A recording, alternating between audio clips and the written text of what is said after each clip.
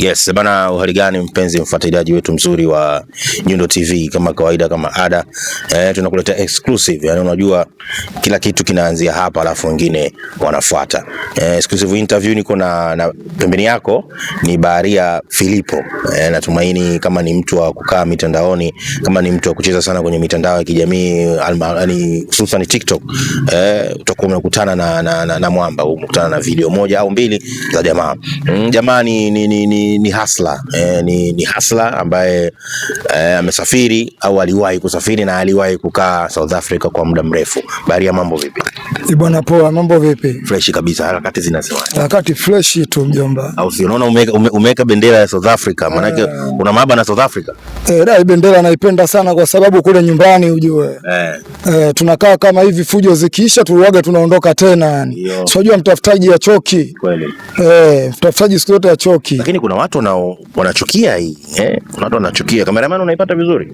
Hii kuna watu wanaichukia hii, inakuaje? Chuki kwanza kwa nini watu wanakuwa wanachukia mataifa ya wenzao? Hii bendera wanakuwa wanachukia kwa sababu Mzulu ni mchoyo kwenye nchi yake. Cha kwanza anataka aishi mwenyewe.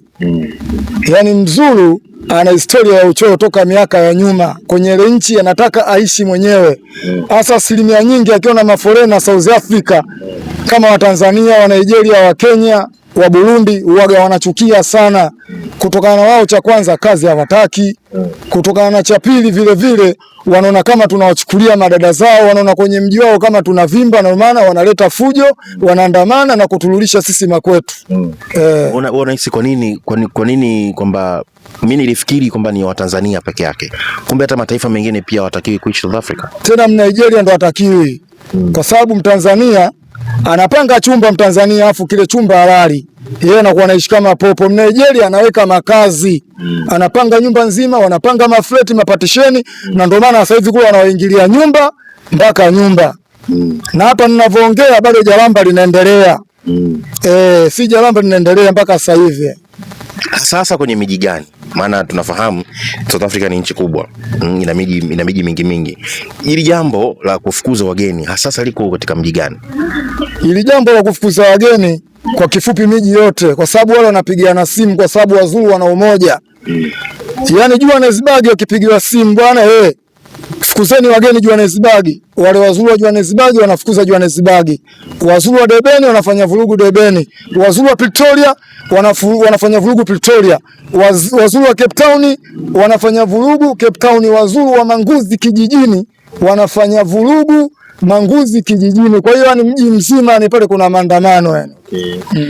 South Africa tuliishi muda gani na harakati zetu za safari, kwa nini tuliondoka na tukaamua kwenda South Africa? South Africa kwanza picha linaanza, mimi nimeondoka kwa mguu. Mfukoni nina 80 tu. Umetoka Tanzania mpaka South Africa kwa mguu? Kwa mguu tu.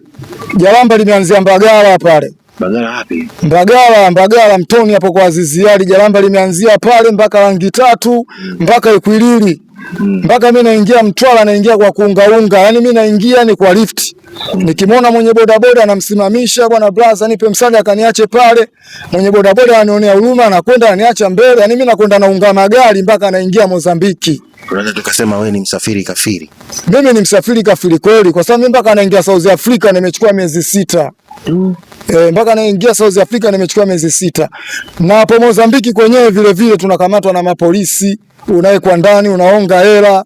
Unaona, ndio maana safari tumechelewa kufika, na maana kati ya mwezi wa kwanza miezi 5 mizima unakuwa kwenye vituo vya polisi tu. Baada ya kufika sasa, manake njiani hapo umekutana na kasumba nyingi. Kasumba gani ambayo wewe mpaka kufikia hapa hivi sasa huwezi kuisahau, ambayo katika kusafiri kwako ulikutana nayo ukasema hili siwezi kulisahau katika maisha yangu ya safari? Kasumba ya kwanza kabisa, kuna mji mmoja unaitwa Katembe. Hiyo Katembe ni boda ambayo Mozambiki na South Africa. Hiyo saa 3 ya usiku lilinyesha bonge la vua. Sasa ile vua lilivyonyesha pa kulala hatuna. Kwa hiyo kuna msitu mkubwa, na maana ule msitu kama hapa na Morogoro hakuna nyumba wala kibanda. Inabidi mabaharia tuingie kwenye majani tujisindike, vua likisha tuondoke, lakini kwamba vua lilinyesha kubwa sana. Hilo ndio jalamba nalikumbuka mimi. Jalamba la pili pia nilikutana na simba na nikakutana na chui. Lakini hizo zote hizo Hata ukimwadisia mtu ataona kama unamwongopea, lakini nilikutana na chui, nilikutana na simba.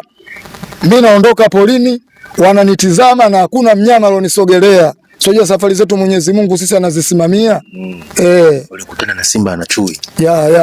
Na hawajakusogelea? Hawajanisogelea. Chui yule pale, simba yule pale, mimi nakatiza kati. Sikuyaletea mapepe wala nini. Huo ni msitu wa Katembe. Mpaka ni Mozambiki na South Africa. Huo ni msitu ambao ni mbuga za wanyama, lakini wale wanyama waliobaki nje hawajafungiwa. Safari ya muda mrefu, kasumba zote umekutana nazo, kulala maporini, kukutana na wanyama wakali. Tumeingia za South Africa. Maisha yalikuwaje? Maisha bwana, South Africa kwanza ukifika first time lazima ulale nje. Mimi naongea kibaharia.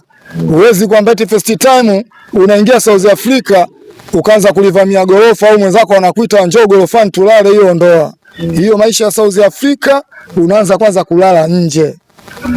Unalala nje beach. Yaani wewe mshahara wako kuokota boksi tu. Lile boksi ndo kama kitanda chako wewe au kapeti yako wewe. Ina maana unazulula, ikifika jioni unachukua boksi lako, ikiingia giza unatafuta sehemu unatandika unalala. Mpaka utapokuja kupata kazi, unakuja baadaye ndio unaanza kupanga chumba. Lakini lazima kwanza ulale nje. Lazima ulale nje, na baharia yote lazima uteseke. Ulala nje kwa muda gani? Nje mimi nimelala miezi miwili. Miezi miwili. Baada ya hapo tukapata kazi au ndo tulikuwa tunaishi kwa kuungaunga tena? Baada ya hapo kuna baharia mmoja ndo akaja kunionea huruma, akaja akanifuata bla zangu wa mtaani, bwana dogo, sikiliza, shawara sana nje, twenzetu kijengoni. Akanitia gorofani sasa. Akanitafutia kazi, nikawa nafanya kazi. Kazi gani? Nilikuwa nafanya kazi kiwanda cha raba kwa Wachina. Wanalipa vizuri. Wachina wanalipa vizuri. Wachina wamefunga godown lao badala fujo. Na sisi ndo tukarudi. Moja ya video zako umekuwa ukishtumu sana wale ambao wanakuwa wanaposti video wako kule katika maisha mazuri, alafu wakirudi Bongo tunaona wako katika maisha mabovu. Huwa ulikuwa unawapa shutuma na kuwaita wao sio watafutaji, kwa sababu wanafanya watu wa huku au vijana ambao wako huku wazidi kuwa na hamu ya kwenda South Africa, wakati sasa hivi South Africa sio kiwanja tena. Hii unaiwekaje sawa? Sasa unajua nikwambie vipi? Wale ambao wanaposti picha wale kwenye magorofa, sio na posti picha hapo kwenye magari ya fahari, wale sio watafutaji. Baharia kama baharia posti picha, baharia ana posti hela au anatuma hela. Wale ambao wanatuma picha sio kwenye magorofa au kwenye magari makali macheni, wale sio mabaharia. Na ndio maana wakirudi mtaani wale wanakogawana kitu wamechoka. Baharia mwenyewe original, kwanza ukimpiga picha hataki. Ukienda tu kwanza kumchukua interview kumuoja na kukimbia. Kuna hili sakata la vijana wa Tanzania wao hasa kwamba inasemekana kwamba wao ndio wanaongoza kuwachoma wenzao waweze kupata matatizo. Sasa vifo vinavyotokea South Africa mara nyingi vinasababishwa na Watanzania wenyewe wanaoishi huko. Kuna ukweli gani hapa ndani yake? Watanzania kama Watanzania hawasababishi vifo South Africa. Hawasababishi vifo wala nini, wao wanakuambia hivyo, wanakudanganyia. Kwa sababu cha kwanza South Africa wa Tanzania wanaupenda sana ule mji. Yaani Mtanzania anapenda sana South Africa na anaipenda vibaya. Yaani unaweza kumrudisha leo nyumbani Bongo afu kesho kutwa akarudi. Kwanza Watanzania wana umoja. Watanzania wana umoja. Ukiwakuta wakikaa wao kundi wako 300, wako 400. Ndio maana hata Wazulu wenyewe wanaogopa kuwafuata. Kwa sababu wanawajua akili zao mbovu, wanakuwa wako wengi.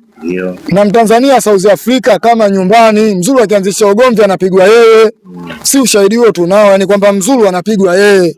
Kwa sababu Mtanzania cha kwanza ni mpole, ila kwenye ugomvi mashetani yakipanda Mzulu anatulia. Na ndio maana ukiangalia clips nyingi sana yani huoni kuna Mtanzania eti anauliwa na Wazulu. Wanauliwa wa Nigeria, wa Zimbabwe na wa Burundi. Wewe kuta kashikashi labda ya kupigwa au kutengwa hivi na Wasauzi? Kashikashi imenikuta, nishakimbizwa mara 2.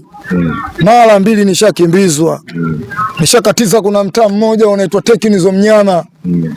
Nimekutana na mzee wa Kizulu. Bamfet, Rosa Nkutombazani, nikaenda. Amba upambile.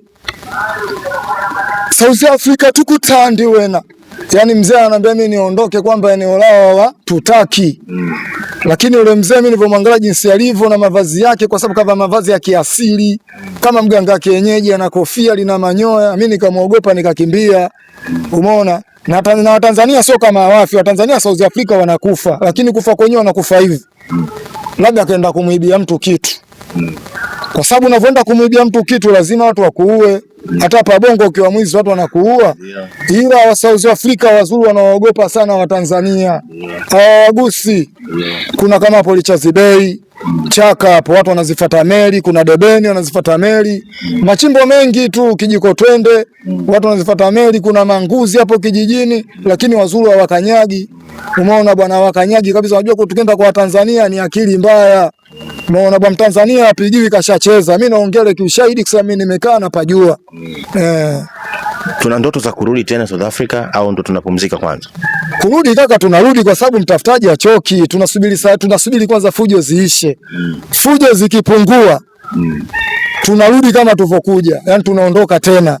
Yani fujo zikiisha tunaondoka tena, kwa sababu kutoka na sisi vijana hapo kiangalia Bongo kwanza maisha yetu bado magumu. Afu pili ukisema wakae sana Tanzania unaweza ukaja kuwa mwizi. Umeona bwana, Tanzania misosi unajinunulia, South Africa misosi bure. Umeona, asubuhi ukiamka kuna mzee anaitwa Omari, unakwenda unapiga chai ya maziwa. Mchana kuna Mwarabu anaitwa Maulana wa Afghanistan, tunaenda tunakula bure.